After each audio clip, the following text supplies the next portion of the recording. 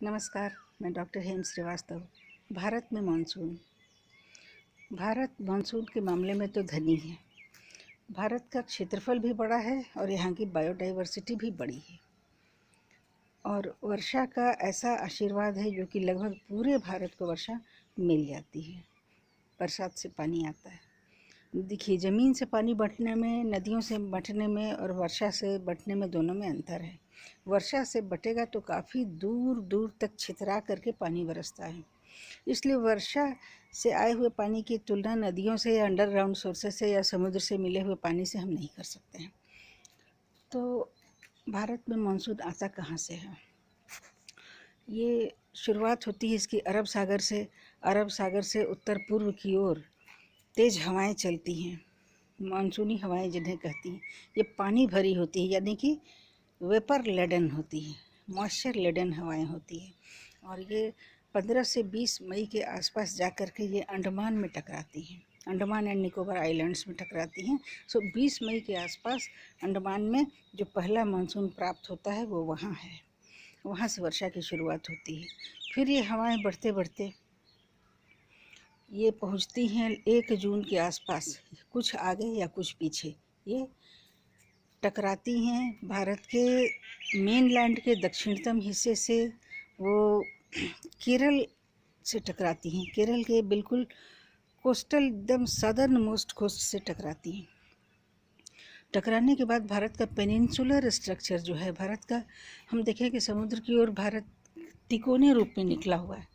तो ये तिकोने रूप में जब हम टकराती हैं मानसूनी हवाएं, तो फिर वहाँ से ये 2 भागों में बँटती हैं। 2 भागों में बँटने के साथ, इसीलिए हम इनको मानसून ब्रेक कहते हैं, क्योंकि यहाँ पर ये तूफ़ानी हवाएं 2 हिस्सों में ब्रेक करती हैं, तो मानसून ब्रेक हम इसको कहते हैं।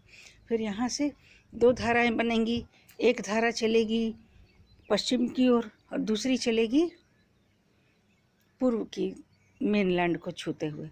पश्चिम वाली वेस्टर्न घाट को टच करते हुए, महाराष्ट्र को पार करते हुए वो पहुँचेंगी, वो गुजरात तक जाती हैं। उसके आगे राजस्थान पड़ता है। तो वेस्टर्न घाट से होते होते वेस्टर्न घाट के पश्चिमी हिस्से में भारी बारिश होती है, जबकि पूर्वी हिस्से में थोड़ी ढाल होती है, रेन शेडो एरिया हो जाता है। यही स्थिति राजस्थान में अरावली की होती है। अरावली में भी थोड़ी, जहाँ आड़ वाला हिस्सा होता है वहाँ वर्षा कम होती है। और ये वर्षा जो है ले दे करके देखिए एकदम दक्षिणतम भारत से लेकर के ये पहुँच गई है राजस्थान तक। और फिर उसके बाद जो धारा चली, जो मानसूनी हवाएं चली, जो पूरब की ओर से चली बढ़ी, वो तटीय क्षेत्रों तमिलनाडु, आंध्र प्रदेश इत्यादि को भिगोते हुए, उड़ीसा में भारी बारिश देते हुए जब वो पहुंचती हैं नॉर्थ ईस्ट के पहाड़ियों तक पहुंचती हैं।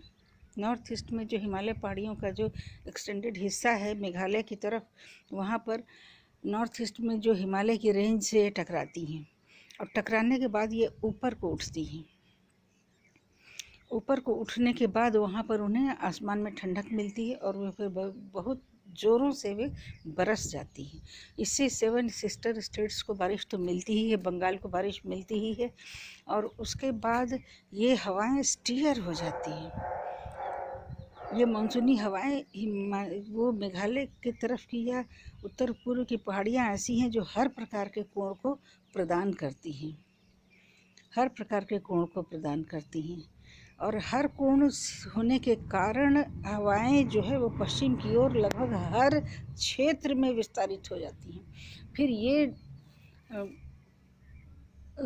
मानसूनी हवाएं ये डिफ्यूज़ होकर के उत्तर प्रदेश से लेकर के पंजाब से लेके मध्य प्रदेश से लेके उड़ीसा, बिहार, झारखंड सभी में जा कर के ये बारिश करती हैं। और एक प्रश्न ये उठता है कि तब ये हवाएं भारत के उत्तर होते हुए दूसरे देशों में क्यों नहीं चली जाती? ये मानसूनी हवाएं भारत ही में क्यों वर्षा करके रह जाती हैं? उत्तर यह है कि उत्तर में हिमालय है। भारत का उत्तरी क्षेत्र पूरा हिमालय का रेंज है। तो ये जो मानसूनी हवाएं जो हैं ये हिमालय द्वारा रोकी जाती हैं, और इनसे जब हवाएं टकराती हैं मानसूनी, तो फिर ये हवाएं ऊपर को चली जाती हैं और वहाँ भी काफ़ी झूम झूम करके, काफ़ी विस्तारित होकर के वर्षा करती हैं। लगभग 2/3 भारत में वर्षा ये कर देती हैं और वर्षा का धनी बना देती हैं। भारत में औसत वर्षा लगभग 600 मिलीमीटर के आसपास है, जो कि काफ़ी रिच कहा जाएगा, काफ़ी धनी कहा जाएगा वर्षा का। उसके बाद जब मानसून जब लौटता रहता है, ये इस तरह की वर्षा 4 महीने लगभग होती है भारत में। जो ये जून में प्रारंभ होगा तो ये सितंबर तक चलेगा, सितंबर पूरा चलेगा।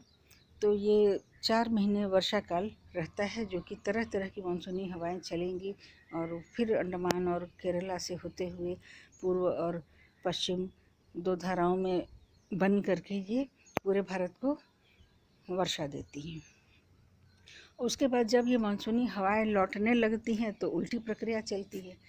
तो मानसूनी हवाएं एक समय लौटेंगी ही, क्योंकि उनका पानी जा चुका होता है, कम हो चुका होता है, और फिर उनका जो है लो प्रेशर एरिया वो हाई में बदल चुका होता है। तो इसलिए उनकी गति उलट हो जाती है और उल्टा होते होते वो वापस आते आते जहाँ से चली हैं वो वहीं को वापस चल देती हैं, और बीच रास्ते में वो बंगाल की खाड़ी से पानी उठा लेती हैं। बंगाल की खाड़ी से उठाए हुए पानी को वो लेकर के चल देती हैं और फिर दक्षिण भारत में वर्षा करते हुए आती हैं। तो ये भारत की कितनी सुंदर व्यवस्था है, और ये प्राकृतिक, ये गॉड गिफ्टेड व्यवस्था है कि पूरे भारत में वर्षा हो गई। पहले तो मानसून की 2 धाराएं चली, टापुओं को तो सीधे सीधे मानसूनी हवाओं ने ही वर्षा दे दी। जो अंडमान के टापू हों, लक्षद्वीप के टापू हों, उनको तो पहले ही वर्षा मिल गई। उसके बाद दक्षिण भारत से प्रारंभ होकर के मानसूनी हवाएं चली। वो जो पश्चिम वाली धारा थी वो पश्चिम तट से चलते चलते पश्चिम के सारे राज्यों को भिगोते गई, बारिश देते गई। और पूर्व वाली धारा सीधी बारिश भी उसने दी और पहाड़ों से टकरा करके, हिमालय से टकरा करके पूरे भारत को स्टीयर कर करके उसने वर्षा दे दी। हवाएं घूमती गई, जैसे जैसे पहाड़ मिलते गए हवाएं उनसे टकरा करके बिल्कुल डिफ्लेक्ट होती गई और पूरे भारत को वर्षा दी। अब कहाँ पर बारिश नहीं मिली? दक्षिण भारत का कुछ हिस्सा, दक्षिण भारत के कुछ हिस्से में जो जहाँ बारिश नहीं मिली या कम मिली, तो अब रिट्रीटिंग मानसून, जो मानसून वापस आ रहा है, मानसूनी हवाएं जो वापस आ रही हैं, अब वो बंगाल की खाड़ी से वो पानी उठा लेंगी, वो मॉइस्चर उठाएंगी और वो ला करके वो पूरा छितरा छितरा करके दक्षिण भारत में वर्षा करते करते करते करते करते करते वापस आएगी।